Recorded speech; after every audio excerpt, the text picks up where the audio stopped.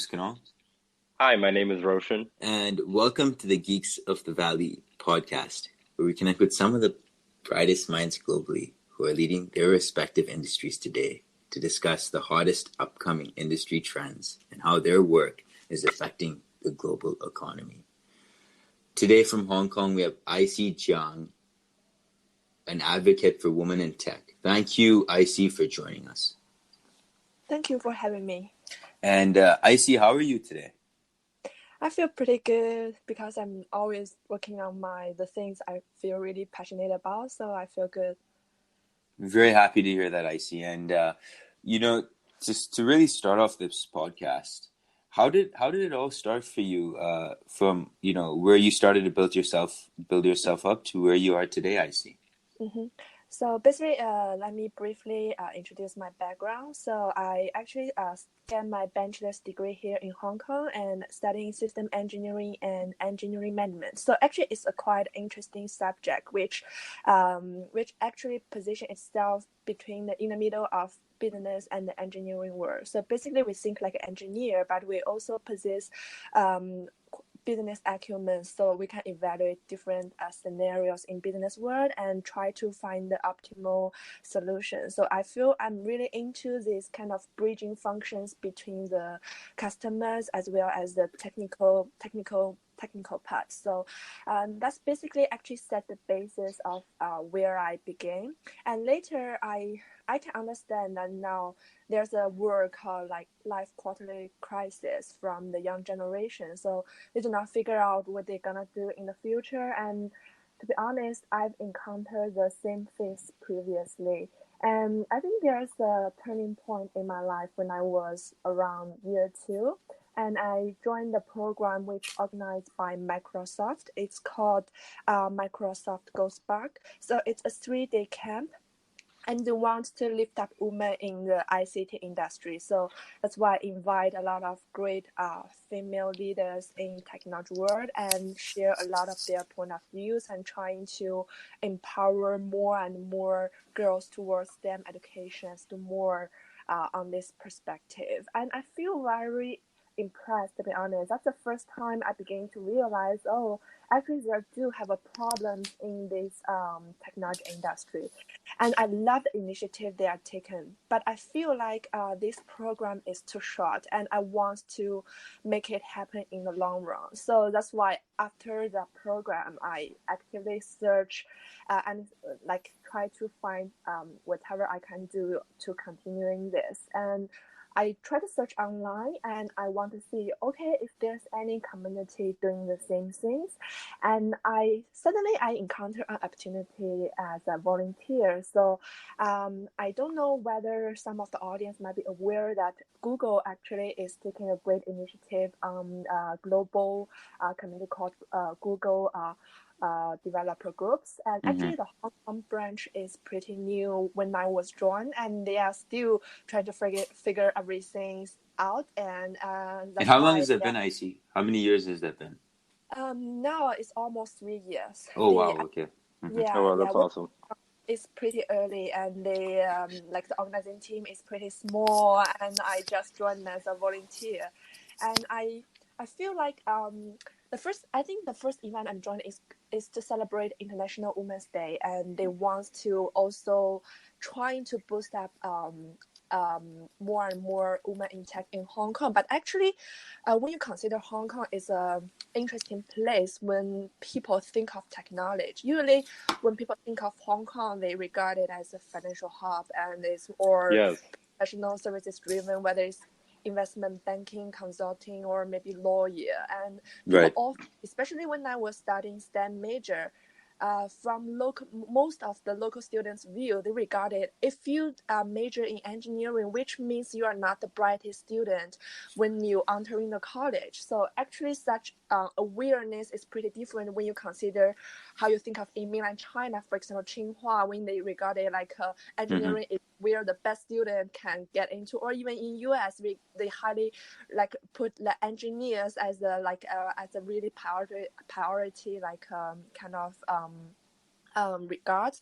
So that's why I feel like Hong Kong is pretty unique. That's actually caused a lot of barrier and burden when you want to push this initiative. Mm-hmm. So when I involving more and more, I feel like I just asking the organizing team. So, hey, I feel like in your organizing team, there seems all like working professionals, but I feel like if you want to do more on this perspective, you have to bring this awareness at early stage, which means you have to find a channel to connect it high school student or even university student. And because I myself during that time was still at university, so I feel like I can do some work on this perspective. So I said, hey, can I join? And I can definitely help if I can bring more, maybe more participants from university side, and I also maybe try to seek cooperate opportunities with universities. That's how I began, and I involve more and more, and we definitely bring more and more students to let them aware what's going on this perspective. And I'm so glad that actually later Google also launched another kind of program called, I believe it's called Developer Student Community or Club. Sorry, I don't remember exactly, but it's actually also trying to separate student group to working on these initiatives. So I definitely feel like there's such need to bring awareness at an early stage. So that's part of the story. And later when I involving more and more, I got some chance to speak about what I'm doing, and I and sometimes this is an interesting feeling, to be honest, when you devote something you believe for a long run, and sometimes some special opportunities will naturally come.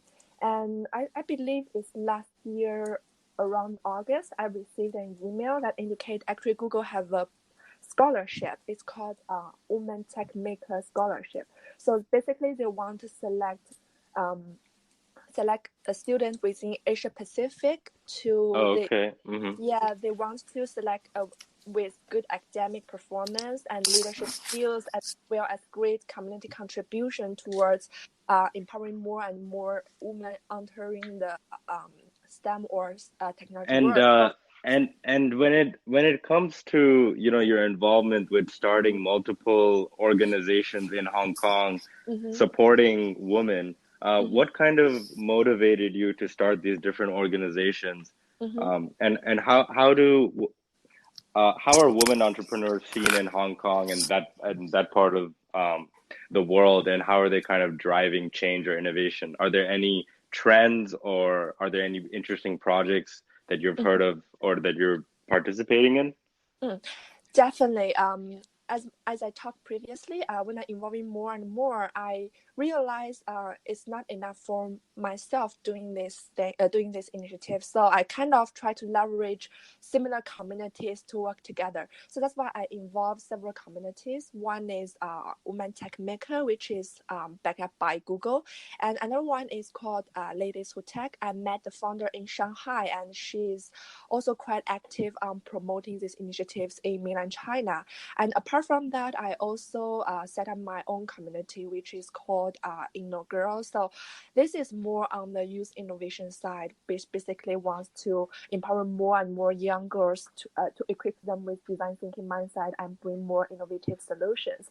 So back to your question. So I think one key challenge that women, or whatever you call women entrepreneur or women innovators face is, I think it's really hard for them to change their mentality. What does it mean? So basically, Yeah, I sometimes agree with that. when the opportunity comes, they naturally tend to deny themselves before giving a try, which causes great problems. I just give you a simple example. Previously, actually, there are some coding competitions. I think it's arranged by Google. It's called Code Jam, or is it called Code Jam? Sorry, I don't remember. And so actually, I asked one of my female friends who major in computer science. I asked, "Hey, I think you should join." And it doesn't matter. They all arrange this coding competition several rounds whole year. And if you didn't perform well, it will not affect whether you apply this company or get affected, or you will be influenced by your result. It's totally irrelevant. But actually, my friend said, "Oh, I don't think I could pass it, or I could get a good result, because I think I just cannot make it." So actually, this is interesting. Like, why women tend to deny themselves is that actually, according to research I read previously, that when women actually, when they are quite qualified for certain tasks, they tend to rate themselves 70, their ability around 70%. But when male encounter the same situation, even though they have maybe possessed 70% ability, but they will feel more confident to present themselves that they are 100% qualified. So I think it's all about mentality. It's how you think is that matters. When you change your mentality, later actually things become more easier, because actually I talked with several HR departments in tech companies.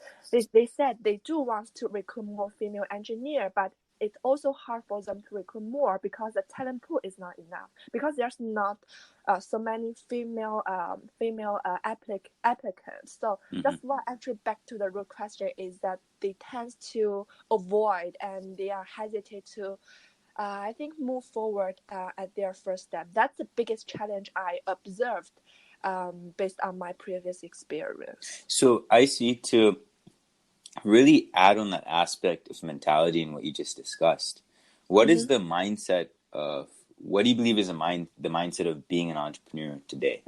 What involves that specifically? Yeah, I think for entrepreneur it's kind of interesting. Usually I try to influence people around me like like an entrepreneur. It does not mean you have to enter into a startup world or like you have to start your own company. It feels like when you think like an entrepreneur, you have a tendency to observe your surrounding more carefully.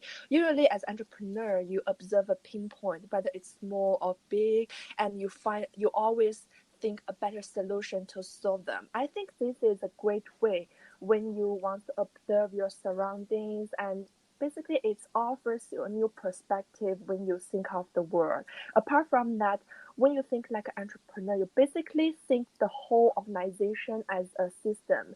So you're not only focusing on, for example, finance, marketing, operation. You think like a whole picture. It's like you understand how the machine is running. I think it's really important. It's Very like, good analogy. yeah, it feels like how you know how the things is going and how they cooperate and interconnected with each other. Basically, it will offers you a great benefit, even though you may be only working on marketing or on a single specific division, but it will definitely offers you a good advantage when you think of how to cooperate with different departments, because you know where their interest and what they are concerning about. So that's why I feel like this is the value of to think like an entrepreneur, or what we nowadays advocate for entrepreneurial thinking mindset. So then I guess to add to follow up on that, specifically being an upcoming leader, right, in Hong Kong, what challenges do you face today, being a woman entrepreneur specifically? I think nowadays is that actually it's quite interesting. I encounter a word is called unconscious bias. Usually people Oh yeah, that's a good point.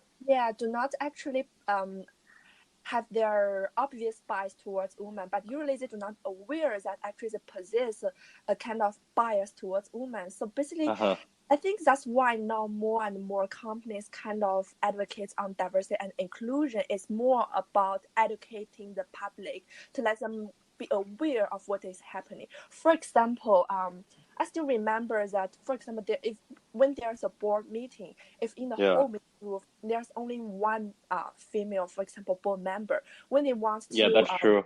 Yeah, when they deliver their advice or opinion, usually they will be interrupted by the male colleagues. But actually, this male colleague do not intentionally to interrupt this conversation. They just unconsciously doing it. So what if from the corporate side they remind their male colleagues that you cannot interrupt, like you have to let female, specifically like female to speak her whole idea and then evaluate later. And apart from that, I think another key point is that we have to bring more. Two is always better than one. What I mean, if in the same meeting setting, if there's two female board member, when one deliver her opinion, and if another